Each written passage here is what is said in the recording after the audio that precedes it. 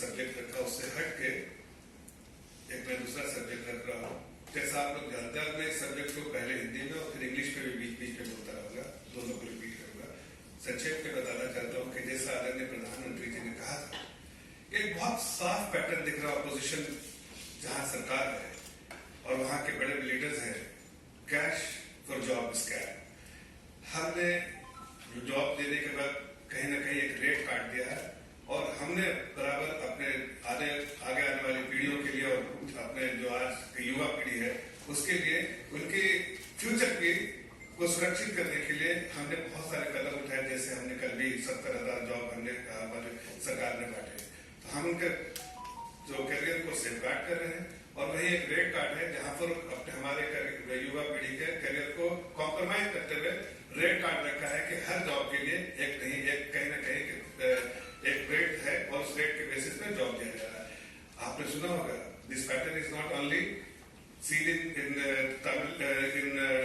Bengal, where TMC government they had similar kind of a trend in the TMC government, and now we have also seen in the RJD. And today you must have heard about the arrest of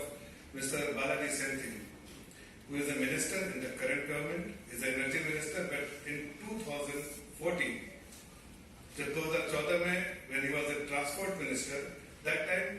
lot of job opportunities were in that department. और उस वक्त उन लोगों ने बालाजी सेंथिल और उनके चार उनके साथी जो थे, उनके भाई अशोक सेंथिल, साथ उनके दो दोस्त राजकुमार और महालंगम, ये चारों लोगों ने मिलकर उस वक्त जो जॉब दिया गया उसमें कैश कलेक्ट किया। और ये बात कैसे बाहर आई कि मिस्टर अरुण मानी जी, उन्होंने क्रिमिनल कंप्लेंट फाइल किया और कहा कि इस पूरे जॉब देने में जो ट्रांसपोर्ट मिनिस्टर जब थे, जब उस वक्त 2014 में उन्होंने जॉब देते वक्त पैसा कलेक्ट किया हर जॉब के लिए। जैसे अगर ड्राइवर को जॉब देना है तो उसके लिए 3 लाख, असिस्टेंट को देना है तो उसके लिए 2.5 लाख, अगर आपको मैकेनिक को देना है तो 6 लाख, ऐसा रेट कार्ड बना के रखा था कि हर में एक सर्टेन पैसा देना है, उसके बाद जॉब देना है। This was evident in RJD, this was evident in TMC. When the job was given, they had offered a rate card and they collected money while offering a job. Similar trend was seen when Balaji was the minister at that time in 2016, when the current chief minister in Karur, when he was addressing a rally, he made several statements, not one statement, several statements, made many allegations, and he exposed Senthil Balaji that he is the most corrupt man in Tamil Nadu, and both he and his brother put together has done rampant corruption in the district of Karur. And he also made allegation that every job he has given as a transport minister, he has collected money through his 3 other people, his brother Ashok,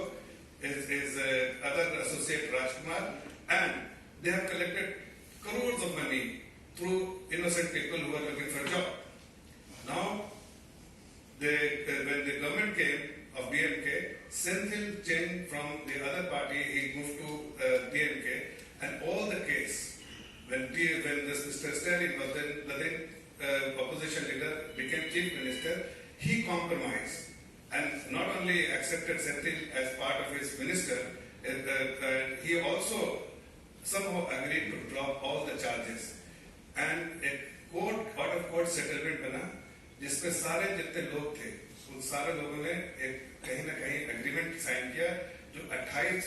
जुलाई 2021 में sign किया गया, कि compromise statement है कि हम लोगों ने political rivalry की वजह से ऐसे स्टेटमेंट दिए थे, देयर वाज नो करप्शन, और जो पैसा लिया था वो वापस हो गया, and this was filed in the Honorable High Court of Madras High Court, and Madras High Court finally made a judgment that these people, these charges should be dropped. Whatever the FIR was filed in 2019 should be dropped, because it was a political rivalry and money has also been refunded. Whatever has been collected, it was crores of money which has been collected. But यहाँ खत्म नहीं होता मामला। उन लोगों में से P Dharmaraj नाम के एक आदमी ने ऑनरेबल सुप्रीम कोर्ट को अप्रोच किया, उसके दरवाजे खटखटाए और वहां जाकर बताया कि ये सारे चीजें, अगर मैं भी उसमें ऐसा था जो कि पोटेंशियल एम्प्लॉय हो सकता था, लेकिन चूंकि करप्शन था इसलिए मुझे जॉब ऑफर नहीं मिला और इसकी छानबीन और ज्यादा की जानी चाहिए. He approached the Honorable Supreme Court and he made a statement there, filed a complaint that he was also one of the potential candidate, but there was a corruption and he couldn't pay the money, so he didn't get the job. So this needs to be investigated thoroughly. And Supreme Court did accept his complaint and ordered a thorough inquiry about this case. Finally, supreme court को इस बात का एहसास हुआ कि सारे cases जो है वो कहीं न कहीं दबाव में, स्टैलिन साहब के और बालाजी के दबाव में इस सेटलमेंट किया गया था. हकीकत तो यह है कि बहुत बड़ा करप्शन हुआ था, बहुत पैसे कलेक्ट किए गए थे और इस पे सरकार ने जो करप्शन जो बार बार बातें करती है वो उसका डबल जो स्टैंडर्ड है वो पूरे तौर से वो एक्सपोज हो गई है डीएमके गवर्नमेंट. आज आपने देखा होगा कि बालाजी सेंथिल साहब गिरफ्तार हुए हैं, उनके सामने जो चार्जेस है वही चार्जेस है जिस चार्जेस को ड्रॉप किया गया था, लेकिन वो चार्जेस फिर से आप सुप्रीम कोर्ट ने रीइंस्टेट कर दिया है. क्रिमिनल जो केसेस थे उनको रीइंस्टेट किया है, जो एफआईआर उसका ड्रॉप कर दिया गया था उसको वापस रीइंस्टेट किया गया है और इसलिए ईडी ने भी जो उनको अरेस्ट किया है बेस्ड ऑन जो बहुत सारे जो एविडेंसेस है वो उसके बेसिस पे किया गया है. तो तात्पर्य ये कहने का है हमारा कि आज एक ऐसी सरकार है, आदरणीय प्रधानमंत्री जी जहां सेफगार्ड करने के लिए कहते हैं हमारे फ्यूचर,